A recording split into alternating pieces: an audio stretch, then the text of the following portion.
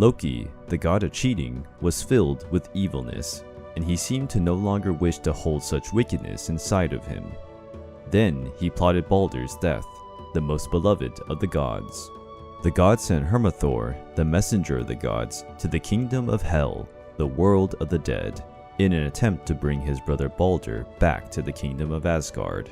Hermathor was welcomed with the good news that Hel was willing to return Baldur to the realm of the Aesirian gods, as long as every being lamented the god's death and desired Baldur's return. The gods were happy with that news, since Baldur was loved by all. Therefore, all beings were summoned to confirm their desire to have the dear god back. They all underlined their yearningness to see Baldur again, but the gods learned that a giantess who lived in the mountains did not. And, because of her, Baldur could not return, much to the demise of the gods. But the gods did not take long to find out that, actually, the heartless giantess was Loki in disguise. Loki had already perpetrated all sorts of wrongdoings, but he had exceeded the limits of the gods' patience. The Asgardians agreed that Loki would have to be punished.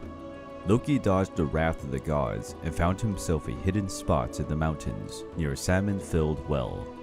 Loki assumed the shape of a salmon and mixed himself with the fish, not to be found by the gods. Odin, the father of all, could see the whole world from the height of his throne, and he would soon discover Loki's hiding place. The cheating god knew that the gods would eventually find his hiding spot, pondering how they would try to capture him. The bait and hook hypothesis was underestimating the intelligence of the gods. Loki contemplated and found that a mash of strings could capture a fish. Loki created that instrument, the first fishing net that ever existed. After understanding how it worked, he conceived strategies to escape from it. When Loki saw the gods coming towards him, he threw the net into the fire and jumped again into the pit. The gods saw Loki jumping into the river, but had no idea about how to capture him. Kvasir found the remainder of the net that did not burn completely and realized the purpose of that Loki's. The gods created more and more nets and used them in an attempt to capture the cheater.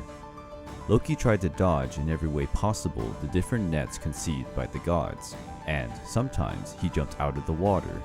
Thor thought if a bear could get a salmon during its jump, he would as well.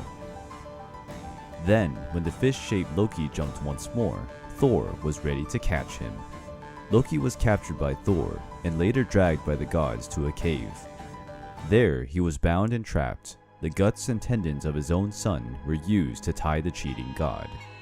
The gods wanted to kill the Lokis because of what he had done with Baldur, but Loki had a blood pact with Odin, under which, despite their distinct origins, they were like brothers, and so Odin would not allow Loki's death.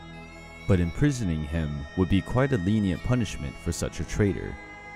Therefore, Skathi brought a snake with toxic saliva and put it in a stalactite on Loki's head.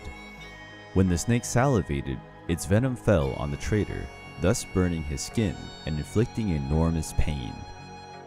Loki's wife was Sigyn, who stayed beside her husband while he endured his punishment. The loyal Sigyn tried to ease Loki's torment by using the bowl to collect the venom from the snakes. As time passed, the bowl got full, and Sigyn had to walk away to empty the bowl. As she did that, the venom fell once more into Loki's skin, screaming in pain and insulting his wife. The dedicated wife would return as quickly as possible to her spot, where she attempted to ease her husband's suffering. Every drop of poison that fell on Loki only increased his thirst for revenge. The gods swore to have his payback during Ragnarok against the Aesirian gods for all the suffering that he was subjected to.